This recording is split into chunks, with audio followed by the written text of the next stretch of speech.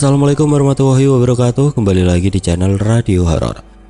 Untuk kisah kali ini saya akan membawakan sebuah cerita dari tulisannya Umras. Dan untuk kisah yang akan saya bawakan kali ini, sebuah kisah yang berjudul Pengagum Rahasia. Dan sebelum kita lanjut ke ceritanya, tekan dulu tombol like video ini dan jangan lupa tekan juga tombol subscribe channel ini agar tidak ketinggalan cerita-cerita lainnya dari channel ini. Dan buat teman-teman yang pengen membaca langsung ceritanya, nanti silahkan saja kunjungi linknya yang nanti akan saya sertakan di kolom deskripsi. Dan seperti apa untuk kisah kali ini, langsung saja kita masuk ke ceritanya.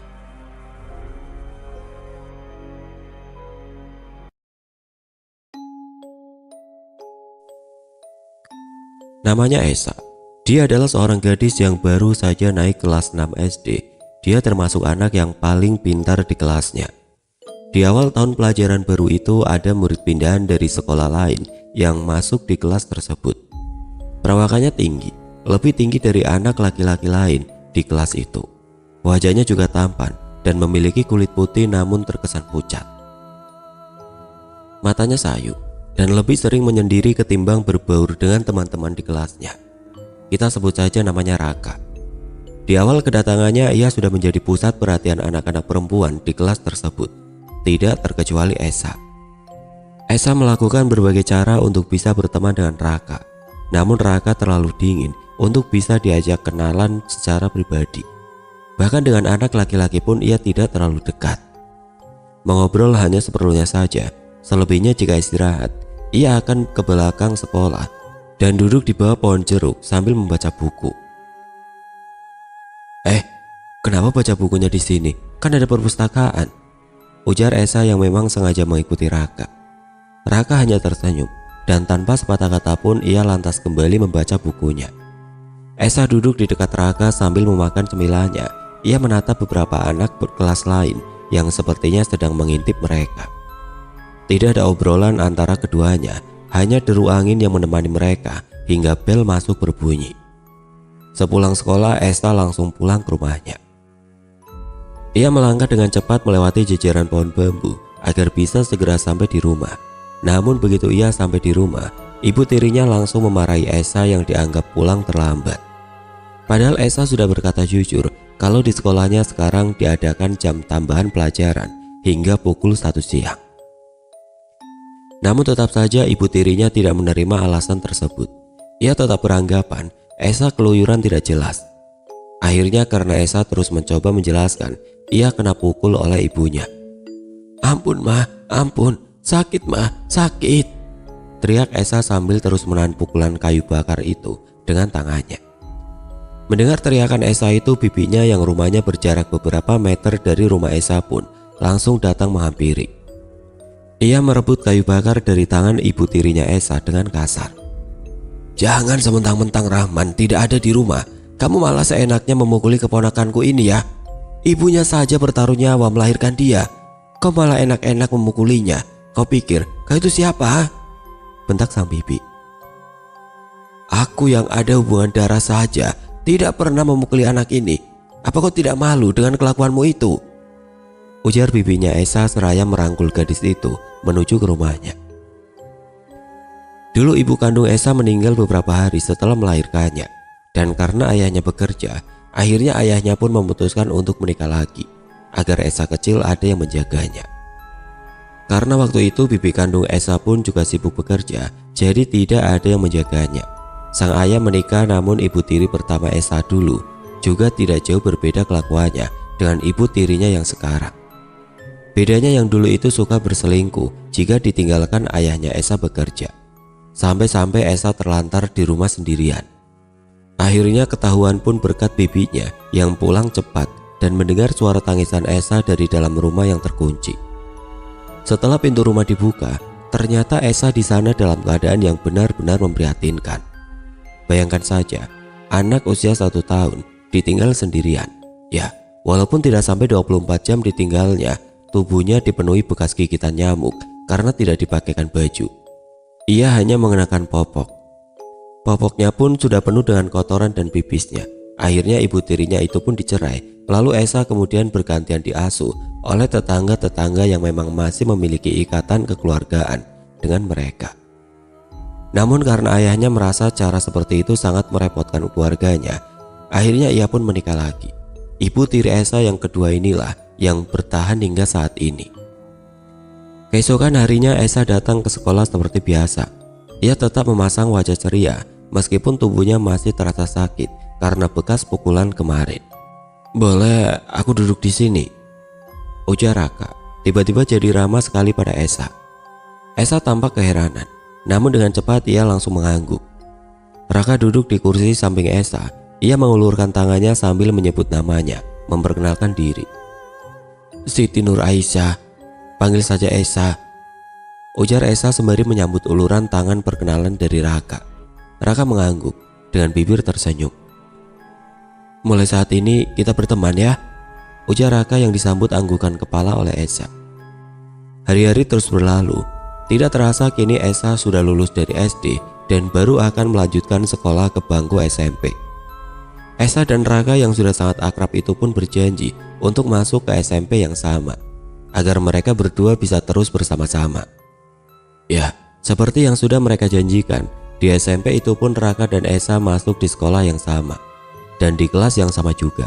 Bahkan tempat duduk mereka berdekatan, walau berada di baris yang berbeda.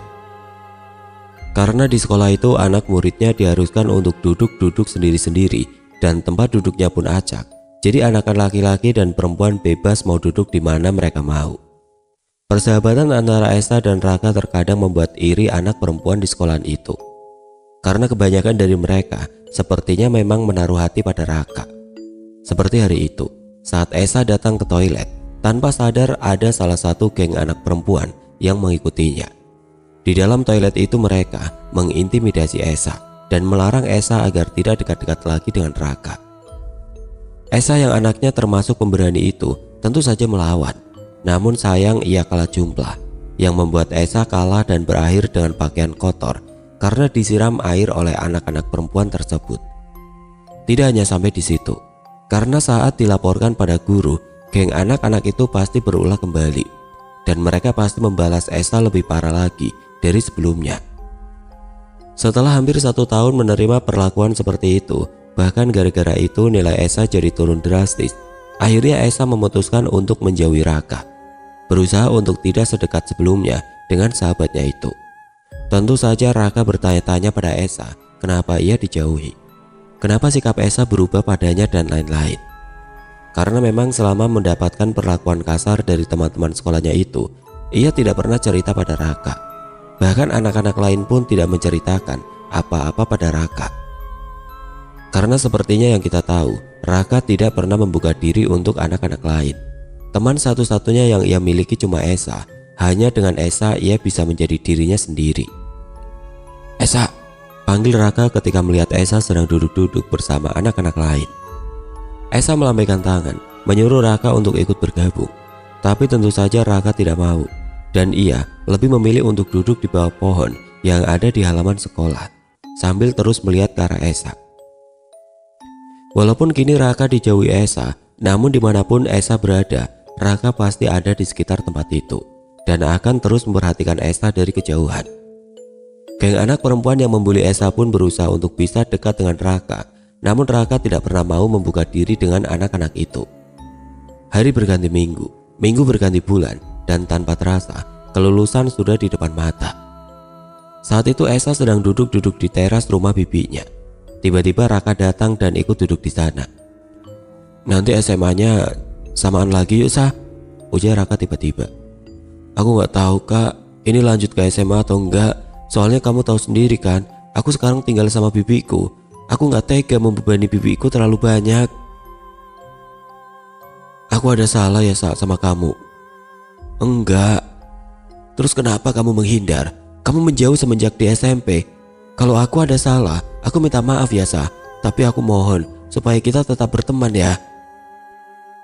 "Kamu itu sebenarnya bisa kok punya banyak teman, asal kamu terbuka saja sama anak-anak lain. Kita gak bisa selamanya temenan kan? Aku perempuan, kamu laki-laki. Suatu saat kita pasti menjalani kehidupan masing-masing. Kamu nanti punya pacar, aku juga, dan kita harus jaga perasaan mereka. Makanya aku mau mulainya dari sekarang, supaya nanti gak kaget sama suasana baru tanpa kamu."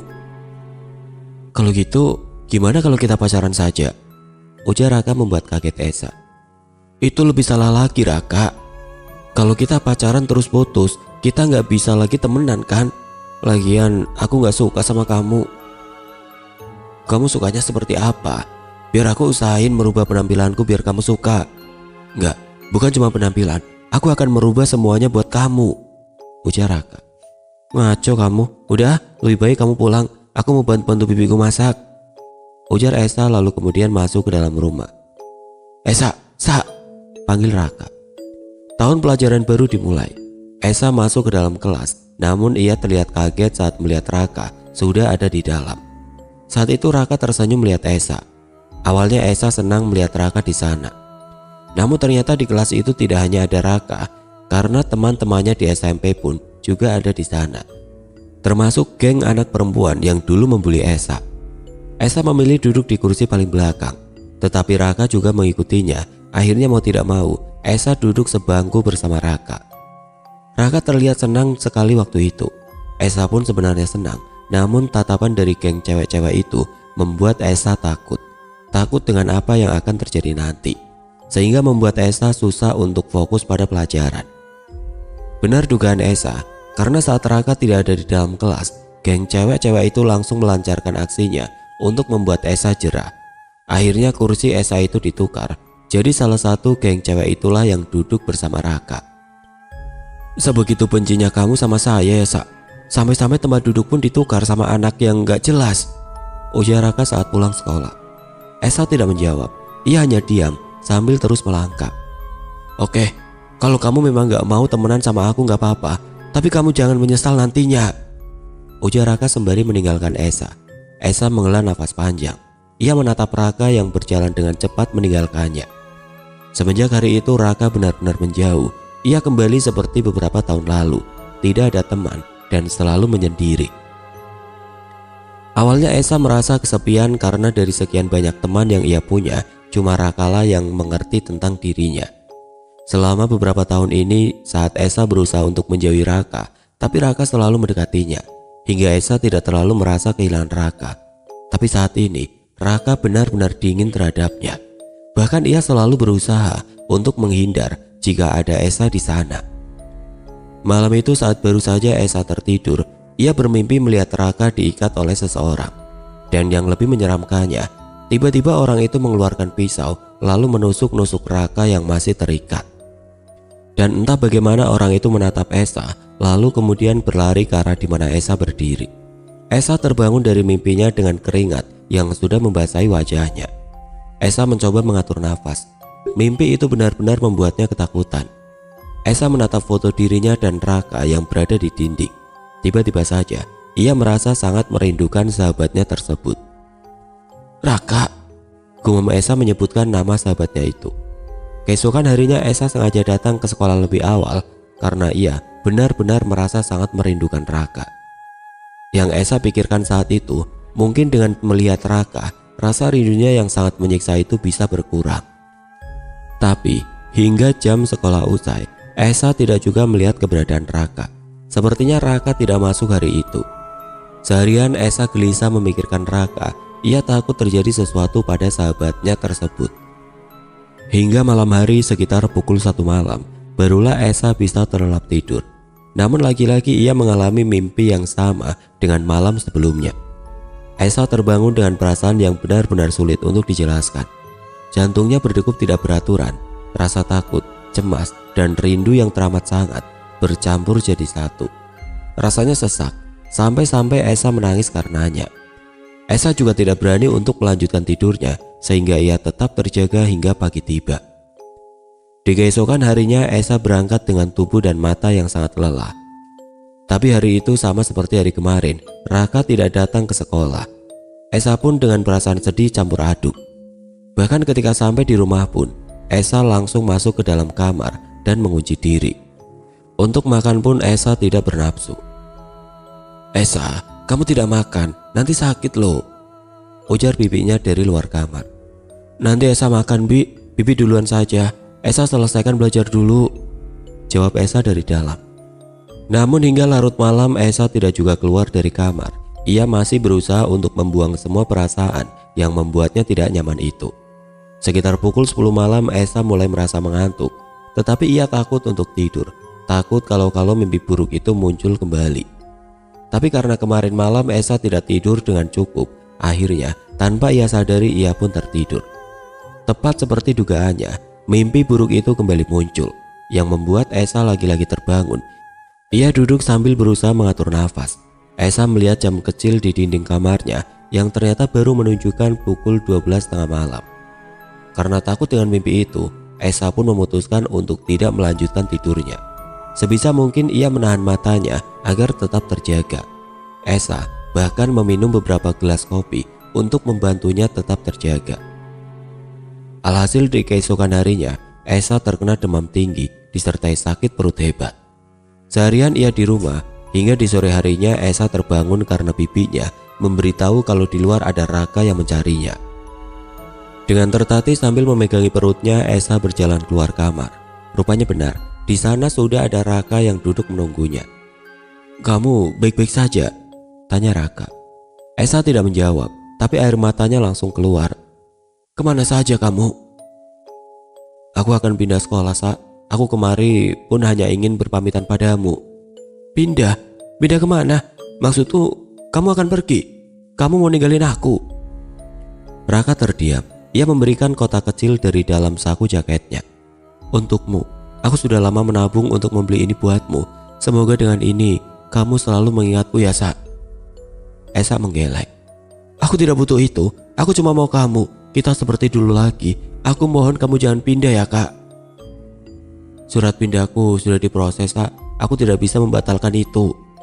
Esa terduduk. Tangisnya semakin kencang. Bibinya yang dari tadi mengintip langsung menghampiri keduanya. "Kamu tidak sedang hamil kan, Sa?" tanya sang bibi membuat Raka dan Esa terkejut. Esa menggeleng. Ia langsung mengusap air matanya. Sebenarnya kata Esa, kalau diingat-ingat lagi, momen salah sangka itu lucu. Tapi berhubung terjadi di suasana yang tidak mendukung, jadinya tidak ada yang tertawa. Untungnya setelah dijelaskan oleh Raka dan Esa, bibinya percaya. Dan di situ jugalah semuanya terbongkar. Sampai ke pembulian yang Esa terima. Mendengar cerita Esa itu tentu saja Raka emosi. Ia bahkan berniat untuk memarahi geng anak cewek di sekolahnya tersebut.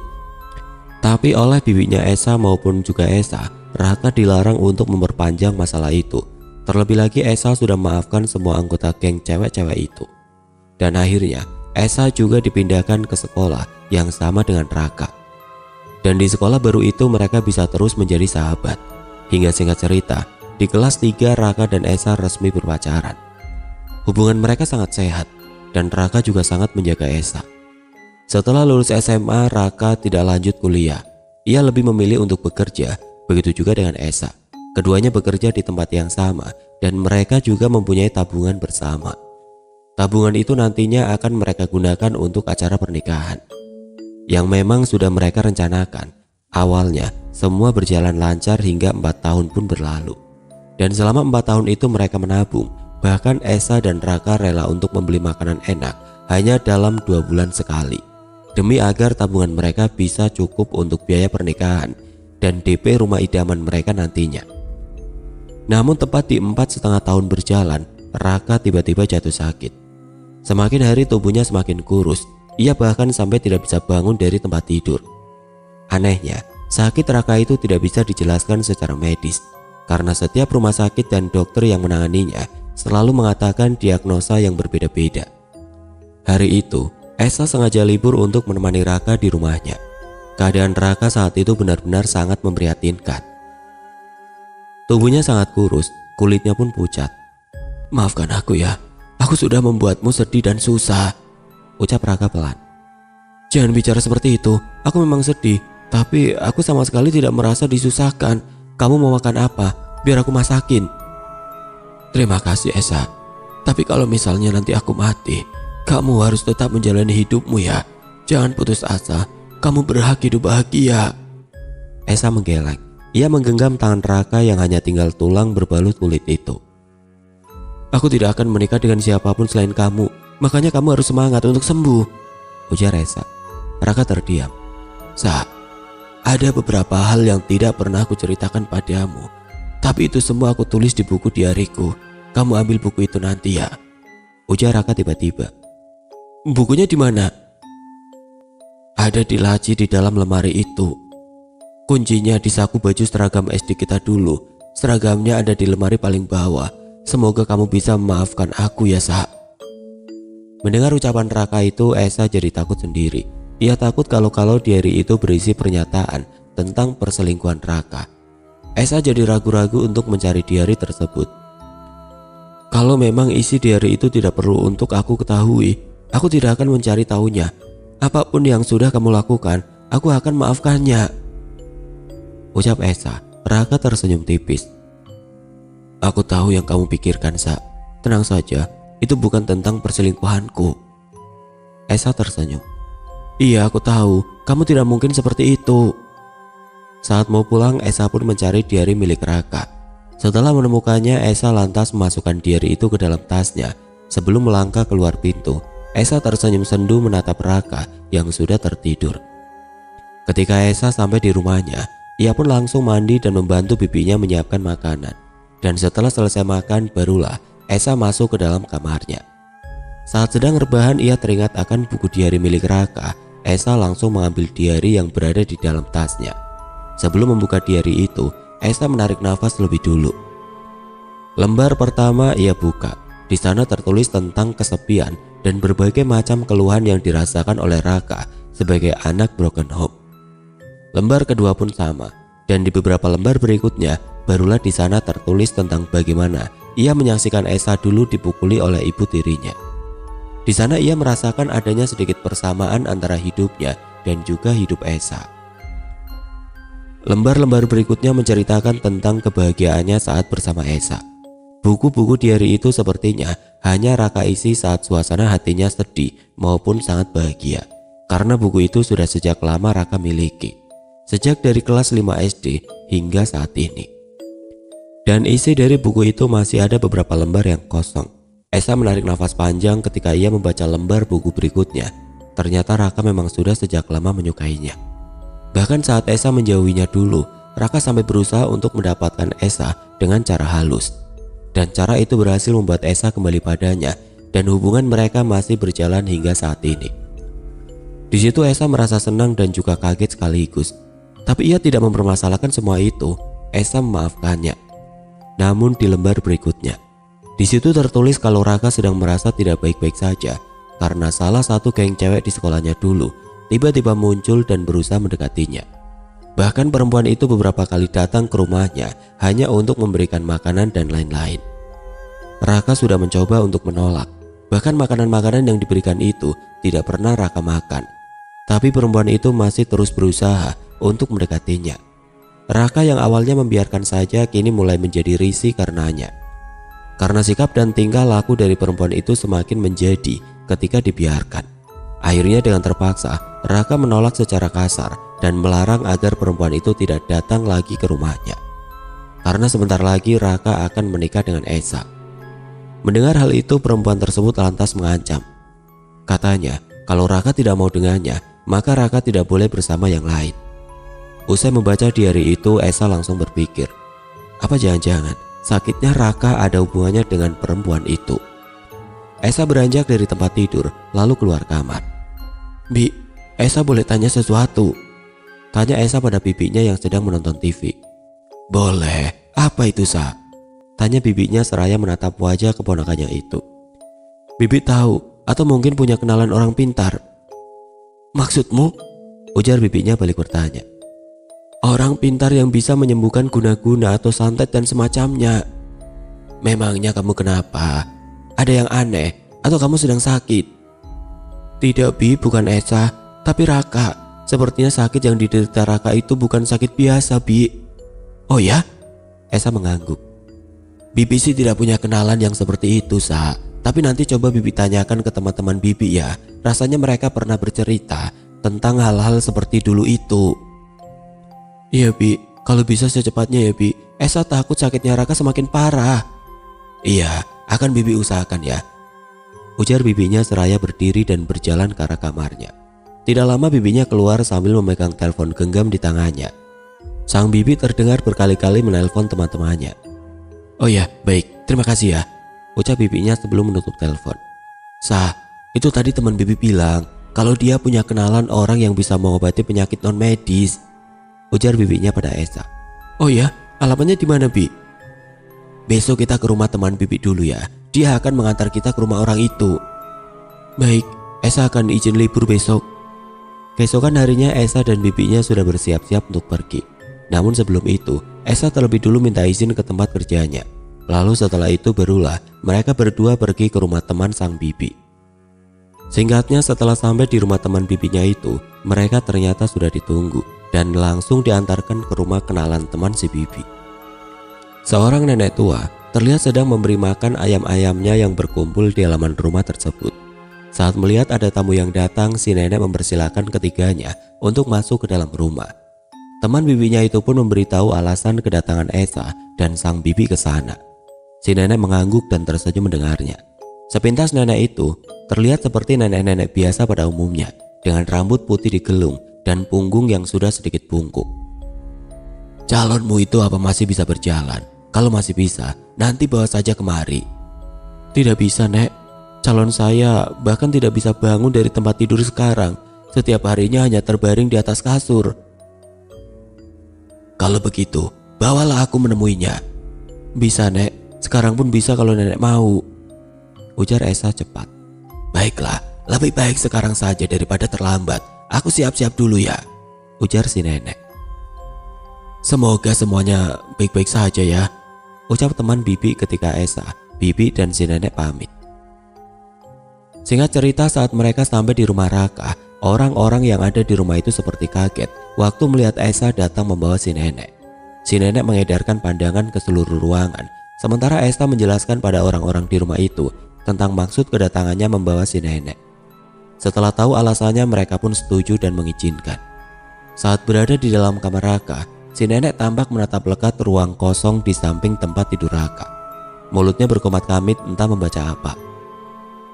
"Calonmu ini sudah dinikahkan dengan mayat, dan istrinya itu menginginkan calonmu ini untuk menemaninya di alam sana," ujar si nenek yang langsung membuat Esa terkejut.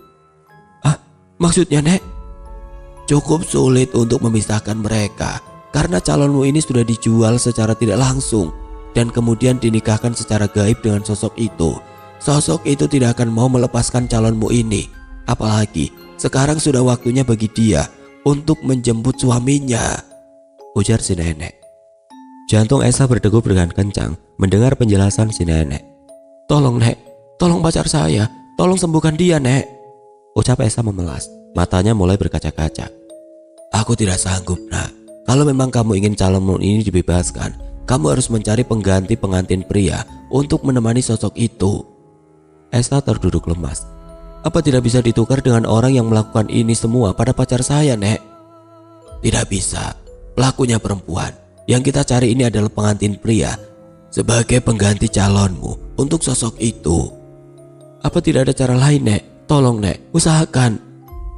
"Tidak ada selain kamu harus merelakan dan mengikhlaskan calonmu itu, karena aku tidak bisa melakukan apa-apa untuk merebutnya kembali." Esa terdiam. Dadanya terasa sangat sesak. Semua penjelasan si nenek benar-benar membuatnya terpukul. Esa menatap Raka yang terbaring dengan mata terpejam itu. Apakah sesulit itu untuk bisa bersama Raka? Dan ia bertekad untuk tidak mempercayai perkataan si nenek. Ia akan berjuang untuk kesembuhan Raka. "Itu semua seperti dongeng. Tidak seharusnya aku percaya dengan nenek-nenek itu. Aku yakin Raka pasti sembuh, pasti." 3 hari setelahnya, saat itu Esa sedang bekerja. Tiba-tiba ada sebuah telepon masuk dari nomor yang tidak ia kenal. Awalnya Esa membiarkan saja panggilan itu, karena menganggap panggilan itu hanyalah dari orang-orang iseng. Namun ketika ada SMS yang masuk, barulah Esa tahu siapa yang menelponnya. Ternyata itu dari salah satu orang di rumah Raka. Ia mengabarkan kalau Raka baru saja meninggal dunia. Esa terduduk lemas. Kakinya terasa tidak mampu menopang beban tubuhnya setelah ia mendengar kabar duka itu. "Ada apa, Sa?" tanya teman-temannya menghampiri Esa. Raka, ucap Esa. Lalu tanpa berhasil menyelesaikan perkataannya, Esa pingsan. Esa datang bersama bibinya ke rumah duka. Ia melihat jenazah Raka sudah siap untuk dimakamkan. Esa hanya duduk diam. Matanya menatap lekat ke arah Raka yang sudah terbujur kaku. Air matanya pun seolah sudah habis. Yang sabar ya, Sa. Yang kuat ya, Sa. Raka sudah sembuh sekarang. Dia pasti menginginkan kamu bahagia dan melanjutkan hidupmu. Berbagai macam ucapan penyemangat dan penguat dari teman-temannya dan juga teman-teman Raka terdengar silih berganti. Namun Esa saat itu seperti tidak mendengarnya. Yang ia dengar hanyalah suara dengungan yang semakin lama, suara dengungan itu semakin kuat, hingga tiba-tiba semuanya menjadi gelap. Esa terbangun, ia melihat ke sekeliling dan rupanya ia masih berada di rumah Raka. Rumah itu sudah kosong, yang ada di sebelahnya hanyalah sang bibi. Aku bermimpi kan, Bi? Raka masih ada kan, Bi? Bibinya menangis mendengar pertanyaan itu. Bibi jangan nangis, jangan buat aku sedih. Ini pasti tidak benar kan, Bi? Aku pasti sedang dikerjain. Aku yakin Raka pasti sedang sembunyi kan? Ayo, Bi, katakan. Ikhlaskan Raka ya, Nak. Ikhlaskan dia. Dia sudah bahagia di sana dan kamu juga harus bahagia di sini. Dari mana Bibi tahu Raka bahagia? Raka itu mencintaiku, Bi. Dia tidak akan bisa bahagia tanpa aku. Begitupun juga aku.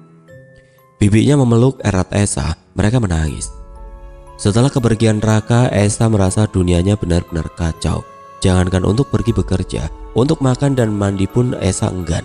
Ia hanya mengurung diri di dalam kamar sambil terus memandangi fotonya bersama Raka dari tahun ke tahun. Hingga di suatu hari, tiba-tiba Esa yang sebelumnya hanya bersedih dan mengurung diri di kamar mendadak berubah ceria kembali. Ia bahkan mengerjakan semua pekerjaan rumah sebelum berangkat kerja. Esa, kamu baik-baik saja? Raka sudah datang, Bi, jadi tidak ada alasan untukku bersedih, jawab Esa sambil tersenyum manis. Bibinya mengerutkan alis, heran dengan jawaban Esa. Namun ia juga tidak ingin menanyakan lebih lanjut kepada Esa. Akan tetapi semenjak hari itu keadaan di rumah benar-benar berbeda. Saat itu bibinya Esa sedang memasak makan malam di dapur, sementara Esa belum pulang karena katanya ada lembur dadakan di tempat kerjanya. Ketika bibinya Esa sedang menggoreng ikan, tiba-tiba terdengar seperti ada seseorang memanggilnya. Bibi, suaranya seperti suara laki-laki. Mirip sekali dengan suara almarhum Raka. Mungkin aku salah dengar saja, ujar Bibi lalu kembali lanjut memasak. Saat mengangkat ikan dari dalam wajan berisi minyak panas, tiba-tiba Bibi merasa seperti ada hembusan nafas di belakang lehernya. Alhasil itu membuat Bibi kaget hingga membuat wajan berisi minyak panas itu tumpah mengenai kaki Bibi. Tidak hanya itu, bahkan kini Esa pun sering kedapatan sang Bibi berbicara sendiri di dalam kamarnya. Namun ketika ditanya, Esa selalu marah. Merasa ada yang tidak beres pada keponakannya itu, sang Bibi pun kembali menemui si nenek. Dan ketika si nenek datang ke rumah mereka, si nenek mengatakan kalau ada sosok jin yang menyerupai Raka di dalam rumah itu. Jin itu terpancing untuk mendekati Esa setelah ia melihat Esa terus-terusan bersedih. Apa bisa diusir jin itu, Nek? Dan kalau bisa, tolong buat Esa melupakan Raka. Jin itu bisa diusir, dan kita akan usahakan membuat Esa melupakan Raka demi kebaikannya sendiri. Dan hari itu juga si nenek melakukan pengusiran dan memagari rumah Esa agar jin tersebut tidak bisa lagi masuk ke dalam rumah menemui Esa. Dan saat Esa pulang, ia terlihat kaget ketika melihat si nenek ada di sana. Raka mana, Bi? Raka sudah meninggal, Esa. Kamu ingat kan? Kamu harus mengikhlaskan Raka, Sa, supaya Raka juga bisa tenang di alam sana. Raka belum mati. Dia berjanji akan terus bersamaku. Bibi kenapa sih jadi menentang hubunganku dengan Raka? Apa yang tidak Bibi sukai dari Raka? Si nenek tiba-tiba menyiramkan segelas air pada Esa, dan bersama dengan itu, Esa langsung pingsan. Si nenek membacakan sesuatu di telinga Esa, lalu mengusap wajah Esa hingga ke kakinya. Tubuh Esa juga ditaburi bunga, dan saat bangun, Esa seperti orang linglung. Kamu baik-baik saja kan, Nak? Lupakan semuanya ya, ikhlaskan. Kamu harus kuat untuk dirimu sendiri dan juga untuk Bibi. Kamu pasti bisa melewati ini semua. Percayalah, Nak, akan ada kebahagiaan di masa depan yang menantimu. Bibi sayang kamu, Esa. Jangan pernah tinggalkan Bibi ya sayang, ucap bibinya terisak. Esa memeluk bibinya dengan erat. Keduanya berpelukan sambil menangis. "Terima kasih Bibi." Dan setelah hari itu Esa perlahan-lahan mulai mengikhlaskan Raka. Esa juga kembali menjalani hari-hari seperti biasa. Sesekali kalau sedang ada masalah, ia pasti ke makam Raka untuk menumpahkan keluh kesahnya. Dan setelah bertahun-tahun lamanya, Esa kemudian mencoba membuka hati untuk lelaki lain. Hingga akhirnya ia bertemu dengan Ricky yang sifatnya 11-12 dengan almarhum Raka. Dan Ricky juga menerima keadaan Esa yang memang belum bisa sepenuhnya untuk melupakan Raka dari ingatannya. "Pelan-pelan saja, seiring berjalannya waktu, kamu akan terbiasa," ucap Ricky. Kini Esa sudah mempunyai sepasang anak kembar pengantin, laki-laki dan perempuan.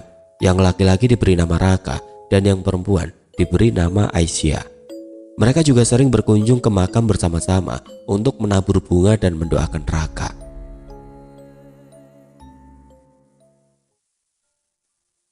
Oke teman-teman, sekian untuk kisah kali ini. Bagaimana menurut kalian tentang kisah ini? Tulis komentar kalian di kolom komentar. Dan buat teman-teman yang baru bergabung, jangan lupa untuk like, komen, share, serta subscribe channel ini. Dan nantikan kisah-kisah horor berikutnya tetap di channel Radio Horor. Wassalamualaikum warahmatullahi wabarakatuh.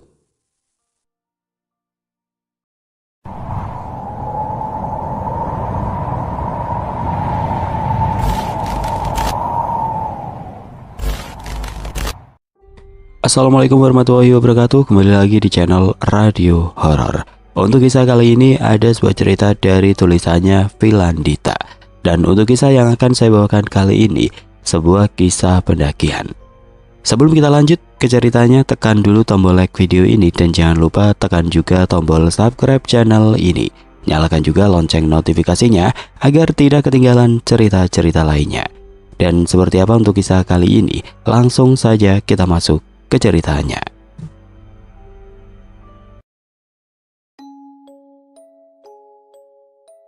Suasana kampus terlihat tidak begitu ramai seperti biasanya. Maklum, ujian akhir semester telah berlalu.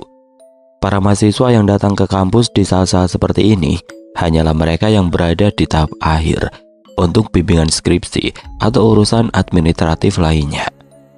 Sepasang kekasih tampak menikmati hidangan di depan mereka. Sesekali mereka saling menyuap makanan, membuat beberapa mahasiswa lain yang berada di situ menatap iri dengan kemesraan yang ditampilkan. "Mau tambah lagi?" tawar Edo dengan lembut saat isi piring tandas. "Aku sih udah kenyang, kalau kamu mau, tambah saja." Rasti mengambil tisu dan membersihkan noda makanan di sudut bibir kekasihnya itu. "Cie, public display affection. Dunia serasa milik berdua. Yang lain cuma mengontrak." Edo dan Rasti menoleh ke arah sumber suara cempreng tersebut. Tiga pemuda dengan gaya kasual kekinian menuju ke arah meja tempat mereka duduk. Rido, si pemilik suara cempreng, langsung mengambil tempat di samping Rasti. Ia menyambar gelas berisi minuman dingin di atas meja dan menghabiskannya dalam beberapa tegukan. "Itu minumanku, saya enak saja ngambil punya orang. Sana beliin gantinya," protes Rasti.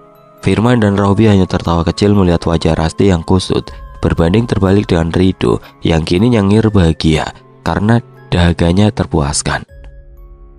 "Kebiasaan kamu ya Rido, beli sendiri kek," ujar Firman. "Kenapa malah pada ributin minuman sih? Lagi di kantin ini loh," Edo memperingatkan. "Lah iya, daripada bahas minuman, lebih baik kita bahas yang lain. Gimana kalau liburan kali ini kita mendaki gunung?" usul Robi. "Nggak ada hal lain yang lebih menarik gitu. Masa iya kali ini mendaki gunung lagi?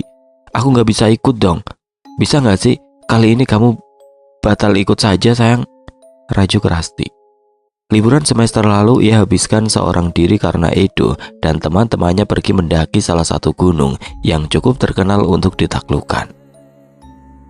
"Mendaki gunung itu asik loh Ras. Kenapa kamu nggak coba aja?" Firman memberi ide. "Wah boleh tuh, ayolah sayang. Kali ini kamu ikut yuk, daripada gabut nggak ada aku," bujuk Edo. Ia sangat berharap bahwa suatu saat bisa mendaki gunung bersama Rasti. Cuma sampai saat ini sulit sekali membuat Rasti mengabulkan permintaannya. "Masa iya aku cewek sendirian? Males ah," Rasti menolak. Gimana kalau aku ajak adikku? Kamu kenal sama Mia kan? Kali ini Firman bersuara lagi. Ia merasa kasihan pada Edo yang mulai kebingungan menghadapi kekeras kepalaan Rasti. Nah itu ada temannya. Lagian kamu kenapa sih Ras? Kayak baru kenal kita-kita saja. Ucap Rido yang kini sibuk menghabiskan gorengan. Mau ya sayang, aku jamin kamu pasti bakal suka dan ketagihan. Rayu Edo dengan manisnya. Rasti mengembuskan nafas tanda dilema. Setelah beberapa menit mereka terdiam, Rasti akhirnya mengangguk. Ya deh ya, aku ikut kali ini. Minta nomornya Mia dong. Rasti menyodorkan ponsel pada Firman. Gitu kan asik. Kamu sama Mia bisa di bagian mengurus perbekalan dan masak nanti. Jadi kali ini kita kemana nih? Tanya Robi. Berhubung ini kali pertama Rasti mendaki, bagaimana kalau kita ke gunung yang dekat-dekat sini saja? Ada ide? Rido menimpali sambil menjilati jarinya yang belepotan minyak. Rasti mengernyit jijik melihat kelakuannya. Gunung Salak aja deh yuk. Cetus Edo setelah berpikir beberapa saat. Pilihan yang bagus bro. Yang lain gimana? Robi meminta pendapat. Aku ikut sajalah. Aku sama Rido juga baru pertama kali ini kan? Saud Firman setuju. Oke deal, Gunung Salak ya. Kita berangkat 3 hari lagi. Soalnya aku sama Rasti harus siapkan perlengkapan dia. Kalau kalian berdua gimana? Sudah beli perlengkapan belum? Tanya Edo pada Firman dan Rido. Kan sudah dibilang tadi, ini kali pertama kita. Mana tahulah apa saja yang harus dibeli untuk dibawa nanti. Jawab Rido sedikit kesal. Sebenarnya dia lebih kesal karena gorengannya sudah ludes, tapi perutnya belum kenyang. Kalau begitu nanti kita ketemu di toko perlengkapan saja. Sekalian nanti aku ajak Mia, biar bisa akrab sama Rasti dulu. Ucap Firman menengahi. Jam 5 ya, jangan telat. Pungkas Rasti mengakhiri percakapan mereka siang itu. Keesokan harinya, pukul 9 pagi, keenam anak muda tersebut telah siap di kaki Gunung Salak dengan mengambil rute Cimelati. Edo telah mendaftarkan mereka dengan memilih tipe reguler di website khusus, sehingga mereka hanya perlu men-scan kode QR di pusat informasi. Ada juga beberapa prosedur yang harus mereka lewati sebelum memulai pendakian. Saya pastikan lagi ya, Edo 22 tahun, Firman 23 tahun, Robi 23 tahun, Rasti 21 tahun, Rido 21 tahun, Mia 20 tahun. Kalian semua mahasiswa ya? Tidak butuh pemandu kan? Siapa leadernya? Tanya petugas. Saya dan Robi pak, saut Edo. Sudah ada pengalaman sebelumnya ya? Baiklah, saya akan memberi beberapa petunjuknya sekarang, khususnya bagi pemula. Petugas memulai safety talk sebelum melepas mereka untuk memulai pendakian. Mereka berjalan berurutan. Robi paling depan, disusul oleh Rido, Firman, Mia, Rasti, dan Edo sebagai pertahanan belakang. Udara pagi yang sejuk membuat mereka bersemangat menapaki jalur yang ada. Setelah menempuh perjalanan sekitar 90 menit dengan rute yang belum terlalu menantang, mereka pun tiba di pos 1. Kita udah di pos 1 nih, gimana? Mau langsung lanjut? Tawa Robi. Menurutku sebaiknya langsung saja Rob, mumpung kita masih seger, jawab Firman. Mereka pun melanjutkan perjalanan. Keindahan yang ditawarkan alam sekitar membuat Rasti dan Mia tidak berhenti memotret setiap objek atau pemandangan yang menarik di mata mereka. Perjalanan dari pos 1 menuju ke pos 2 mulai sedikit menantang. Akar-akar menjalar, tanah licin yang mulai menanjak, dan juga pohon tumbang yang menghalangi jalan menjadi tantangan tersendiri bagi mereka. Sesampainya di pos 2, mereka memutuskan untuk istirahat sejenak, meluruskan kaki yang terasa pegal. Lanjut yuk, udah lebih dari 40 menit nih kita istirahat, ajak Edo pada yang lain. Kaki aku masih pegel sayang, 10 menit lagi aja ya, pujuk Rasti. Yaudah, 10 menit lagi kita lanjut guys. Setelah beristirahat hampir selama 1 jam, mereka melanjutkan perjalanan. Rasti dan Mia menekuk ludah, melihat trek yang semakin membuat lelah hanya dengan melihatnya saja. Jalanan menanjak, dihiasi akar-akar yang bisa saja membuat tersandung jika tidak hati-hati. Belum lagi tanahnya terlihat licin. Untuk pemula seperti keempat orang lainnya, trek menuju pos 3 terasa mulai semakin sulit. Untung saja jaraknya tidak terlalu jauh. Waktu yang dibutuhkan untuk dari pos 2 sampai ke pos 3 juga tidak terlalu lama. Nah, kita udah sampai nih di pos 3. Langsung lanjut ya. Dari tadi banyak banget istirahatnya. Kalau gini terus bisa-bisa nyampainya kesorean. Ini Gunung Salak cuy. Sore saja suasananya itu udah gelap dan berkabut, apalagi kalau hujan, seru Robi. Ayo, semangat semuanya. Dari pos 3 ini petualangan baru dimulai. Medan emang makin sulit, tapi sedikit lagi kita sampai puncak. Edo memberi semangat kepada teman-temannya. Sedikit lagi apanya? Ini udah jauh banget tapi nggak sampai-sampai juga, keluh Rasti dengan wajah dilipat kesal. Harusnya sih kalau nggak ada halangan 1,5 jam sudah sampai, Robi sambil melihat arloji yang melingkar di tangannya. Itu sih lama, ketus Rasti. Rasti mempercepat langkah, kakinya dihentak kesal. Ada rasa sesal karena ikut dalam perjalanan kali ini. Seharusnya dia ada di kamar, di atas ranjang empuknya, bukan di atas gunung salak. Sabar dong sayang. Namun akibat tanah yang licin dan menanjak, juga akar-akar yang rapat, Rasti jadi kehilangan keseimbangan. Tubuhnya terhuyung dan jatuh dengan posisi salah satu kakinya terlipat. Sayang, Edo bergegas menghampiri kekasihnya yang kini meringis kesakitan. Anggota lain pun berhenti sejenak akibat teriakan Edo. Rasti berusaha untuk bangun dibantu oleh Edo, tapi rasa sakit di pergelangan kakinya membuat ia tidak sanggup berdiri dengan benar. Itu kayaknya kesleo deh. Rasti meringis merasakan sakit. Mau tidak mau Edo dan Mia bersama-sama harus membantu Rasti berdiri, menuntunnya untuk berjalan. Kita balik dan bermalam di pos 3 aja gimana? Lagi pula keadaan Rasti seperti ini bisa menyulitkan dan memperlambat perjalanan kita. Langitnya juga mendung, takutnya hujan, putus Edo. Semua mengangguk setuju. Bukan hanya itu saja, mereka sudah mulai merasa lapar, butuh asupan untuk mengembalikan energi yang hilang karena siangnya tidak sempat makan siang. Mereka kembali turun menuju pos 3 yang masih belum jauh mereka tinggalkan. Di sana mereka bergotong royong mengerjakan tugas masing-masing. Waktu menunjukkan pukul 3:30 sore. Karena kaki Rasti terkilir, akhirnya tugasnya digantikan oleh Rido yang membantu Mia memasak. Sementara Firman, Robi, dan Edo bertugas mendirikan tenda di sana. Rasa lelah dan lapar membuat mereka menghabiskan makanan dengan cepat. Robi menginstruksikan kepada mereka untuk segera beristirahat agar lebih segar untuk melanjutkan perjalanan esok. Tak mungkin melanjutkan perjalanan sekarang, hujan memang tidak jadi turun. Namun kabut mendadak begitu tebal hingga jarak pandang mereka terganggu. Itu cukup membahayakan bagi para pendaki. Matahari sepenuhnya lenyap di telan malam.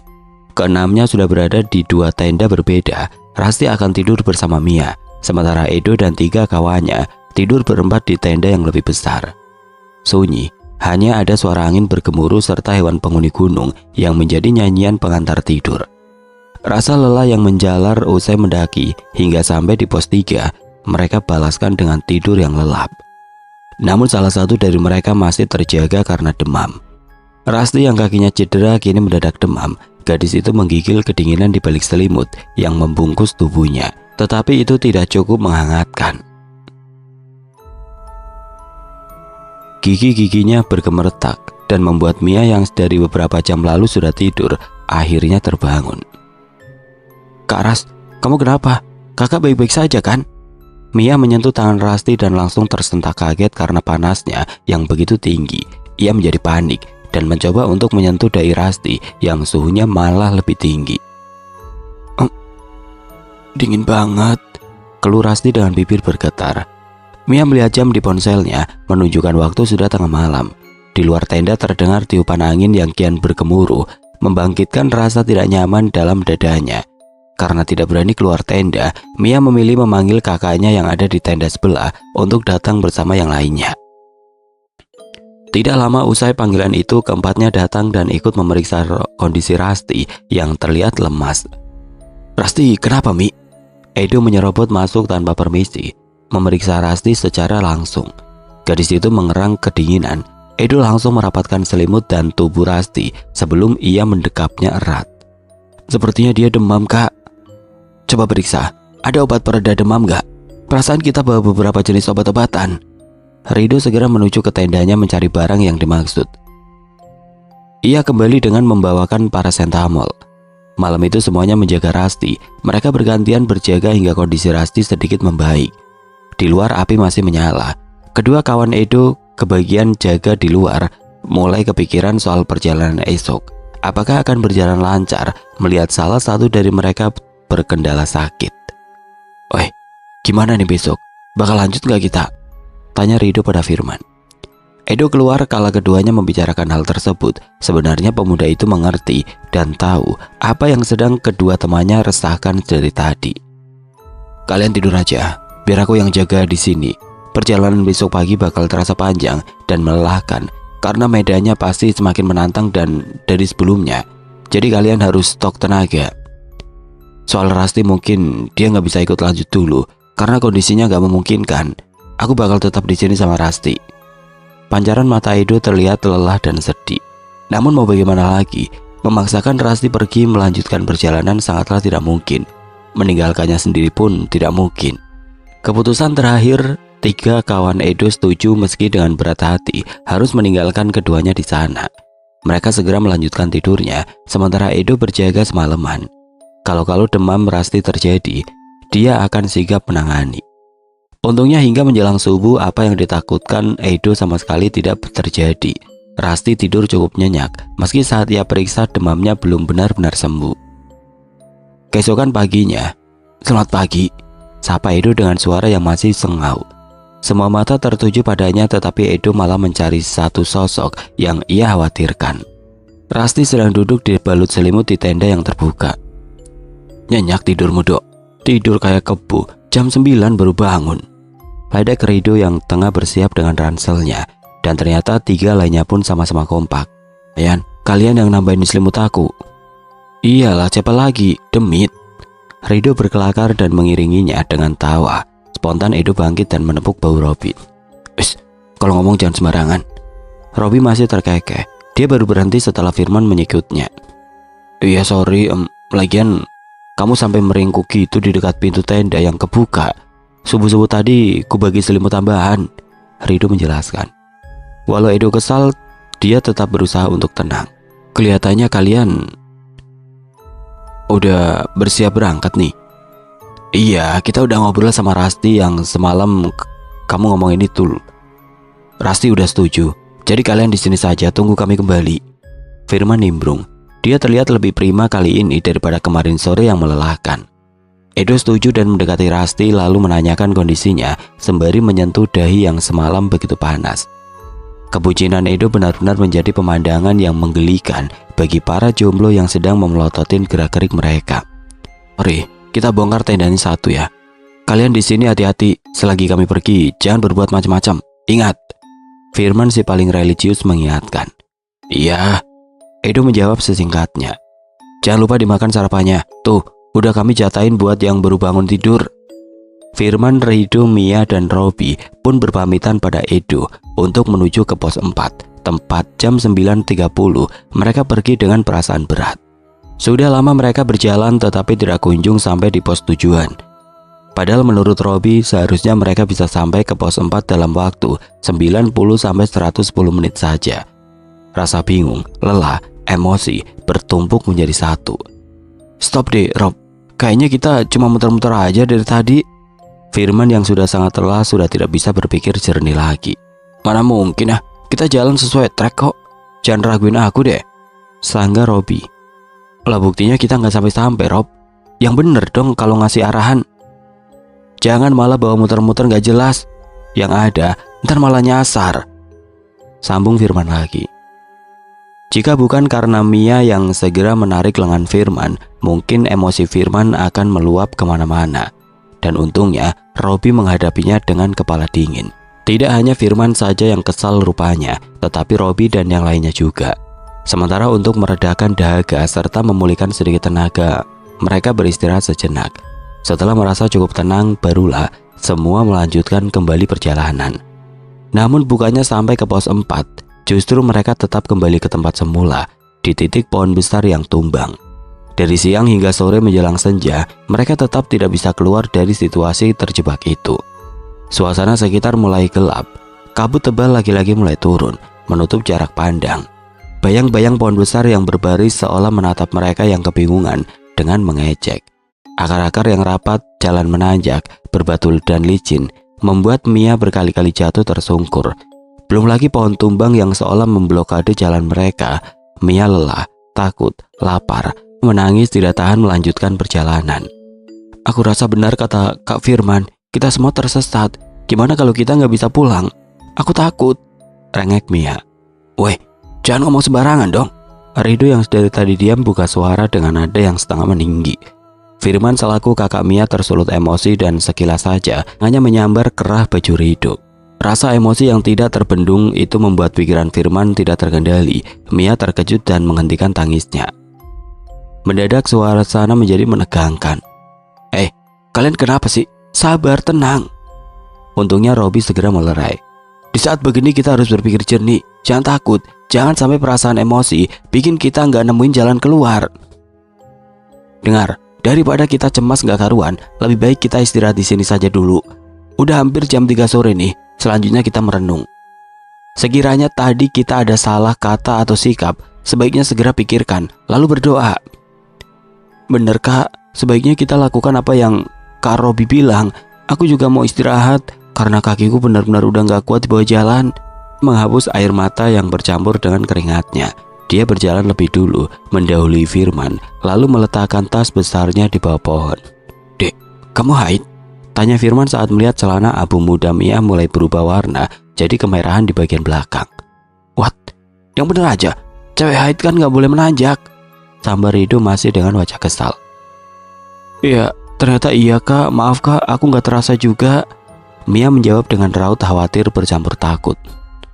Sumpah deh, lain kali kalau mau nanjak gunung, jangan ajak cewek, nyusahin. Pantas saja disesatin. Ternyata ada yang langgar pantangan, ketus Rido. Dia kesal sebab pengalaman mendaki pertamanya yang harusnya berkesan malah jadi seperti ini. Setengah jam beristirahat sambil berzikir dan berdoa, mereka melanjutkan perjalanan. Jatuh bangun, mereka berjalan, berusaha menaklukkan medan yang terasa semakin sulit saja. Sepanjang jalan Rido terus mengoceh kesal. Dia menyalahkan Mia yang mungkin jadi penyebab mereka disesatkan. Guys, kita sampai di pos 4, seru Robi girang. Namun baru saja tersenyum lega, tiba-tiba rintik gerimis mulai berjatuhan. Mereka bergegas mendirikan tenda. Tidak mungkin mendaki dalam keadaan hujan, terlebih sebagian besar dari mereka pendaki pemula. Tepat setelah semuanya masuk ke dalam tenda, hujan deras pun turun. Berempat memakan roti di dalam tenda untuk mengganjal perut. Suasana yang dingin, suara hujan yang lebat, juga rasa lelah yang terasa membuat keempatnya diserang kantuk terlelap dengan cepat. Di tengah malam, Mia yang terlelap di samping kakaknya terbangun karena suara gemuruh angin dan hujan yang bukannya berhenti, tetapi malah semakin deras saja. Perempuan itu sangat terkejut kala tendanya bergerak-gerak, tampak seperti dipukul dari arah luar. Kejadian itu hanya berlangsung beberapa saat sebelum akhirnya terhenti dengan sendirinya. Mia mengusap tengkuk, bulu kuduknya meremang. Dia melihat seperti ada bayangan hitam di luar sana. Namun bukannya membangunkan kakaknya atau yang lain, Mia malah memberanikan diri untuk melihat keluar tenda. Dengan rasa takut menyelimuti dirinya, Mia memeriksa sekitarnya. Dinyalakan senter di tangannya dan menyoroti sekitar yang masih diguyur derasnya hujan. Mia tercengkang kaget ketika melihat sosok Rasti dan Edo tengah berdiri di antara hujan dengan tubuh yang basah kuyup dan menggigil hebat. Wajah mereka pucat pasi dan pancaran mata mereka terlihat kosong menatap ke depan. Kalian berdua nyusul ke sini. Aduh, jangan hujan-hujanan sini. Tanpa berpikir macam-macam, Mia menyambut kedatangan Rasti dan Edo karena khawatir. Anehnya baik Rasti maupun Edo tidak ada yang menjawab pertanyaan Mia. Mereka hanya mengikuti langkah kaki Mia begitu saja. Karena gemas, Mia menarik tangan Rasti tapi langsung dilepaskannya lagi dengan tiba-tiba. Tangan Rasti dingin membeku. Mia menatap mereka dengan tatapan curiga. Tapi kemudian, dia segera membangunkan Firman dan meminta Firman bergegas ke kanan, tidur bersama yang lainnya. Sedangkan dirinya melanjutkan tidur bersama Rasti di sisi kiri. Kenapa kalian nyusul kami, Dok? Tanya Firman kebingungan. Pasalnya ini sudah larut malam. Firman tiba-tiba mengusap tengkuknya. Ia merasakan hawa aneh. Ditambah lagi dengan Edo yang terlihat aneh. Jangankan untuk mengucapkan sepatah kata, pertanyaan Firman pun tidak dihiraukannya. Karena bingung, Firman menggaruk-garuk kepalanya yang tidak gatal. Ayo kita tidur, Dok. Aku masih ngantuk. Tanpa memperdulikan jawaban Edo, Firman kembali tidur di samping Robi. Dia tidur dengan posisi membelakangi Edo. Sepanjang malam, Firman merasa seperti ada sepasang mata yang terus mengawasinya dari belakang. Karena penasaran, dia berbalik dan ternyata benar. Edo sedang menatapnya sambil menyeringai dengan senyum yang cukup mengerikan. Firman langsung menutup wajahnya dengan selimut dan mengucapkan semua ayat-ayat suci yang pernah dia pelajari. Sampai doa makan pun dia ucapkan saking tegangnya. Akhirnya dia tertidur karena kelelahan. Hujan benar-benar mengguyur semalaman. Pagi harinya mereka semua bersiap melanjutkan perjalanan agak siang. Niatnya agar tanah yang becek setidaknya sedikit lebih kering karena terkena cahaya matahari. Tepat pukul 10 pagi semua tengah bersiap untuk melanjutkan perjalanan yang sempat tertunda. Beberapa kali Robby bertanya pada Edo, namun sayangnya tidak ada satupun pertanyaan Robby yang digubris Edo. Sikap aneh sepasang kekasih itu benar-benar membuat peserta yang lain kebingungan dan bertanya-tanya. Tapi jangankan mendapat jawaban, pandangan mata Edo dan Rasti seperti tidak ada cahaya kehidupan di sana. "Kak Rasti." Mia menepuk pundak Rasti, namun hanya wajah datar yang terlihat. "Sudahlah Mi, mungkin mereka lagi bertengkar, jadi mogok bicara," bisik Firman. Tapi Kak, gak baik mencampuri urusan orang lain. Mereka cuma butuh waktu aja," ujar Firman. Sebenarnya Firman juga ingin menginterogasi mereka, tapi dia mencoba untuk menahan diri. Mana mungkin mereka bisa sampai ke tempat ini dalam keadaan cuaca hujan dan malam hari.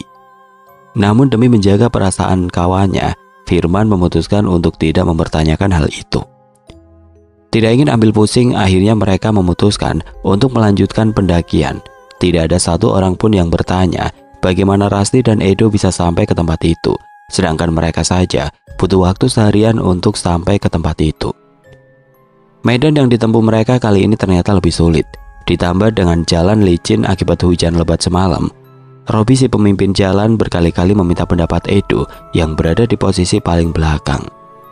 Dia bertanya tentang trek yang mereka lalui sudah benar atau salah. Ia ingin memastikan bahwa kali ini mereka tidak tersesat seperti kemarin. Namun Edo seperti enggan untuk memberi tanggapan. Ia tidak menjawab satupun pertanyaan Robby. Hal itu tentu saja membuat mereka tersulut emosi. "Woi Dok, kalau kalian punya masalah hati, tolong jangan dibawa ke sini. Turunkan ego kalian. Kita sudah kelelahan mencari jalan keluar," umpat Robby sambil mengusap wajahnya dengan kesal. "Tenang Rob, tenang. Ayo kita istirahat di sini." Akhirnya mereka memutuskan untuk beristirahat. Sesekali mereka melihat ke sekeliling untuk mencari petunjuk berikutnya. Suara burung gagak seakan menertawakan mereka yang sedang lelah mencari arah.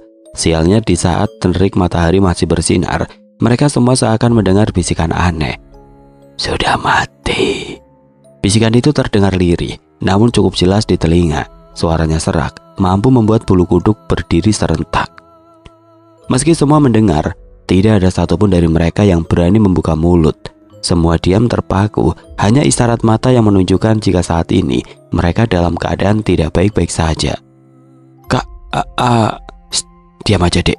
Firman segera menyela ucapan Mia. Ia sangat tahu apa yang akan dikatakan adiknya itu. Setelah cukup lama mencari-cari jalan yang benar, mereka sampai di pos 5. Selagi kondisi masih prima, mereka memutuskan untuk lanjut menuju pos 6 setelah istirahat singkat.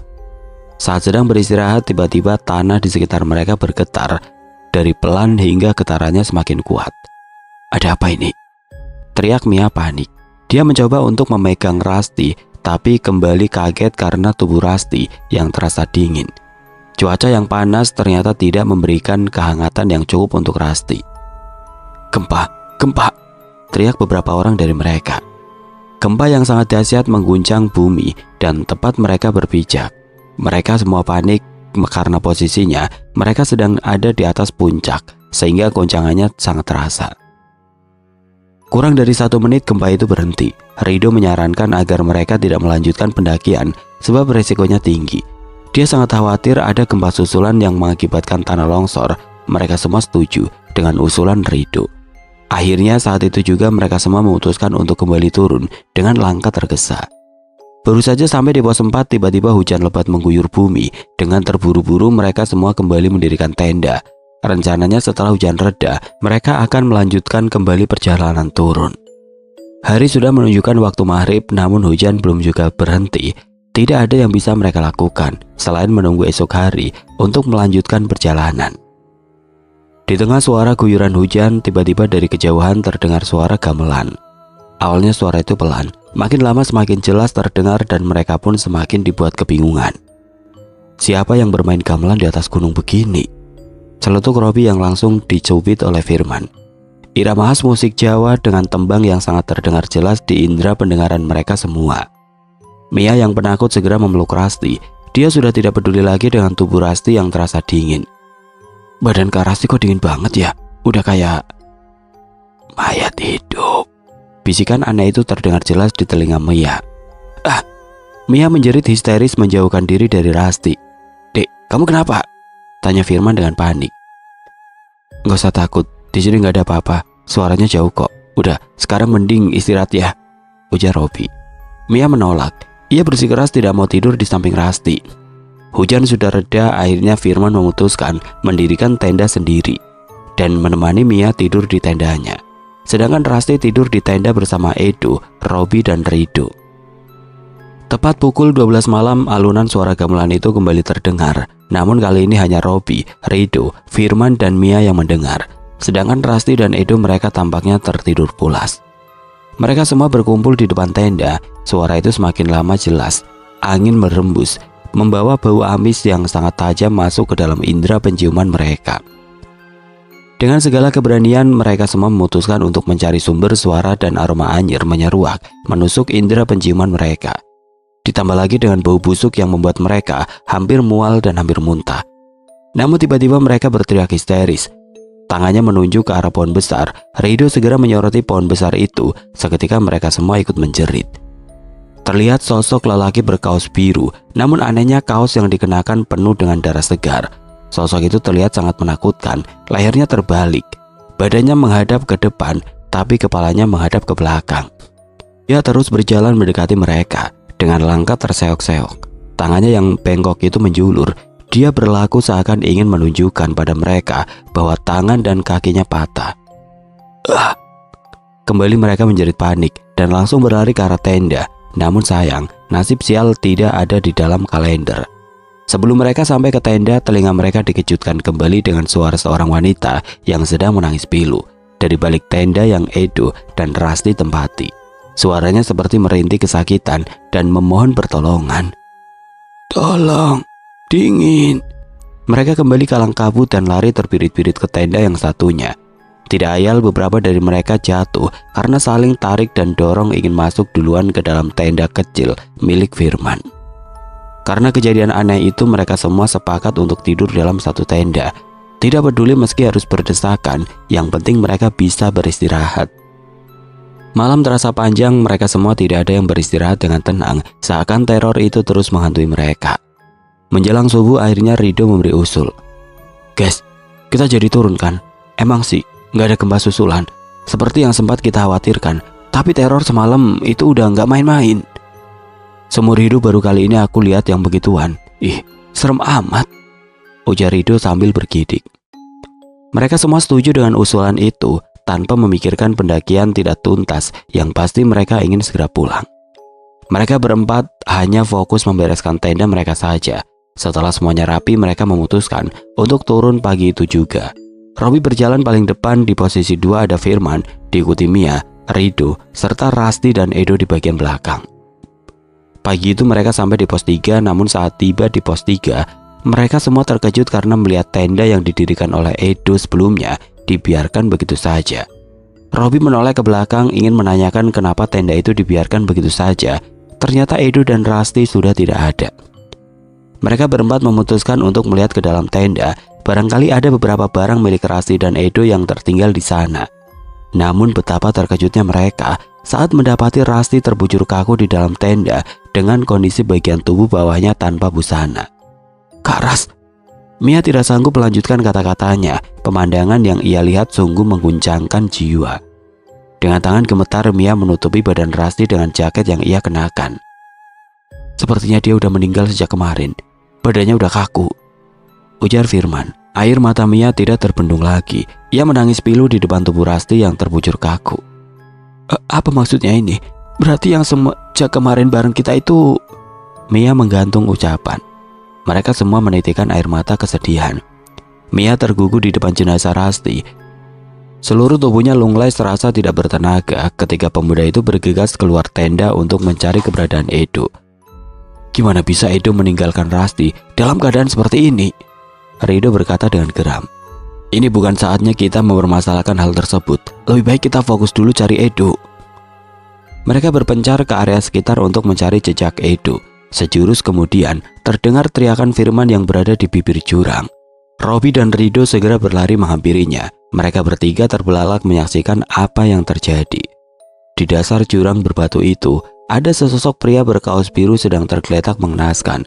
Posisinya begitu aneh, sepertinya tangan dan kakinya patah. Begitu juga dengan lehernya. Yang lebih mengerikan, beberapa ekor kera sedang menduduki jasad pria itu. Hewan-hewan itu tampak menjilati darah lelaki itu dengan antusias. Rido mual seketika. Robby langsung menyeretnya menjauh dari tempat itu, sementara Firman kembali ke tenda untuk menjemput Mia. Mia yang masih linglung hanya bisa mengikuti langkah kakaknya dengan terseok-seok. Pikirannya hanya dipenuhi oleh Rasti dan musibah yang telah dialami teman mendakinya itu. Dengan penuh kengerian mereka kembali ke bawah. Satu-satunya yang ada di pikiran mereka saat ini adalah segera menjauh dari tempat itu dan melaporkan kejadian tersebut kepada pihak yang berwenang. Mereka bahkan tidak sadar bahwa mereka bisa mencapai pusat informasi dalam waktu sesingkat itu. Petugas yang melihat kedatangan mereka langsung merasa bahwa ada yang tidak beres. Berulang kali ia menanyakan apa yang terjadi, tapi keempat orang itu seketika seakan kehilangan kemampuan berbicara. Di tengah semua kebingungan itu, gestur dan raut wajah Mia tiba-tiba berubah. Mia mendadak kejang, matanya mendelik hingga tampak putihnya saja. Mia, sadar! Ujar Firman panik sambil menepuk-nepuk pipinya.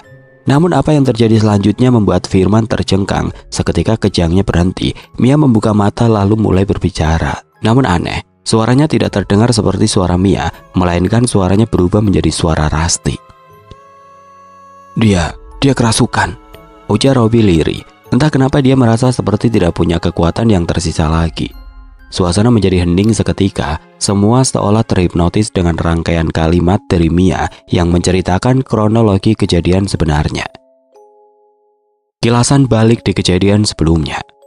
Sayang, aku kedinginan, ucap Rasti dengan bibir bergetar. Sekujur tubuhnya diserang rasa dingin yang hebat. Edo membuka jaketnya untuk menyelimuti Rasti, namun semua itu tetap sia-sia. Rasti masih saja menggigil dengan hebatnya. Sebagai orang yang berpengalaman memendaki gunung, Edo sadar bahwa Rasti mulai terserang hipotermia. Satu-satunya jalan cara tercepat untuk menyelamatkan Rasti adalah dengan berbagi panas tubuh secara langsung.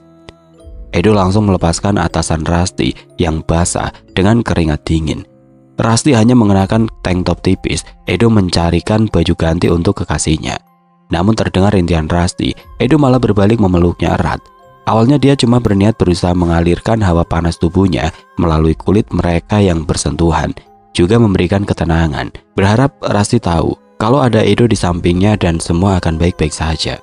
Namun melihat deru nafas Rasti yang makin melemah, juga Rasti yang lemas tanpa daya, entah mengapa justru membangkitkan sesuatu dalam diri Edo. Dibutakan oleh nafsu, Edo bahkan tidak peduli pada kondisi Rasti yang mulai gawat. Edo mulai bergerak cepat, mencari apa yang dimau. Rasti menangis dalam diam. Dia bahkan tidak mampu melawan saat Edo merudah paksa dirinya. Jangankan melawan, bergerak dan bernapas pun dia kesulitan. Hasrat Edo yang terlanjur bergelora membuat dia seperti kesetanan. Dia bahkan tidak peduli dengan rintihan lirih dan dari bibir Rasti. Edo terus melampiaskan semua gelora asmara yang ada. Tepat setelah menuntaskan hasratnya, entah mengapa Edo tiba-tiba terlihat ketakutan. Dia ternyata melihat sosok wanita dengan lidah menjulur panjang hingga perut, menampilkan senyum yang mengerikan, berdiri di sudut tenda sana. Dia menyeringai, dari mulutnya keluar darah merah kehitaman. Gigi-giginya yang hitam dan matanya yang merah menambah kesan horor yang ada. Tangan busuk itu terulur berusaha menggapai Edo. Edo yang panik langsung berlari ke arah luar dari tenda. Dia sampai lupa menarik celananya ke atas. Yang dia pikirkan hanyalah berlari sejauh mungkin dan menghindar dari makhluk mengerikan itu. Tolong, tolong! Edo berteriak sambil berlari, lalu jatuh terjerembab karena celananya yang belum dia kenakan secara sempurna menghalangi kakinya untuk bergerak dengan cepat. Sekali-kali dia menoleh ke belakang seolah-olah ada makhluk tidak kasat mata itu terus melayang mengejarnya. Tidak, jangan dekati aku, jerit Edo sambil menjambak-jambak rambutnya karena frustasi. Ditariknya celana yang kedodoran dan berlari sambil menutup kedua muka dengan kedua tangannya. Karena berlari dengan kedua tangan yang menutup wajahnya, Edo tidak melihat jurang di depannya. Dalam hitungan detik, tubuhnya melayang dengan bebas dan berakhir di dasar jurang yang cukup dalam. Tubuh Mia kejang-kejang setelah menyampaikan tragedi yang dialami Rasti dan Edo. Bola matanya berputar-putar sebentar, lalu tubuhnya terkulai lemas. Firman yang tadinya tegang buru-buru menahan tubuh adiknya agar tidak terbentur. Petugas yang menangani mereka segera memanggil seorang kiai untuk mendoakan mereka semua. Tidak lupa mereka diberi petua dan wejangan agar bersikap dan bertindak lebih hati-hati di lain waktu, dimanapun itu. Terlebih jika itu di tempat seperti ini. Mereka juga diingatkan agar lain kali tidak pernah meninggalkan teman-teman mereka sendiri sesulit apapun keadaannya. Susah senang harus dipikul bersama-sama. Keempat seorang mahasiswa yang tersisa itu berjanji untuk mengingat dan melaksanakan semua nasihat yang mereka dapatkan. Setelah mengabari pihak keluarga Rasti dan Edo dengan hati yang masih dilanda duka cita akibat musibah yang terjadi, mereka pun kembali ke tempat kediaman masing-masing. Mereka tidak bisa ikut serta dalam prosesi evakuasi teman mereka sebab kondisi setelah turun gunung benar-benar tidak memungkinkan.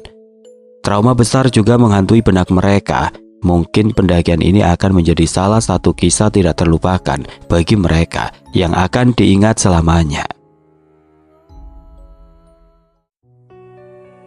Oke teman-teman, sekian untuk kisah kali ini. Bagaimana menurut kalian tentang kisah ini? Tulis komentar kalian di kolom komentar. Dan semoga apa yang sudah saya bagikan dalam kisah ini dapat dijadikan pembelajaran untuk kita semua. Dan buat teman-teman yang baru bergabung, jangan lupa untuk like, komen, share, serta subscribe channel ini. Dan nantikan kisah-kisah horor berikutnya tetap di channel Radio Horor. Wassalamualaikum warahmatullahi wabarakatuh.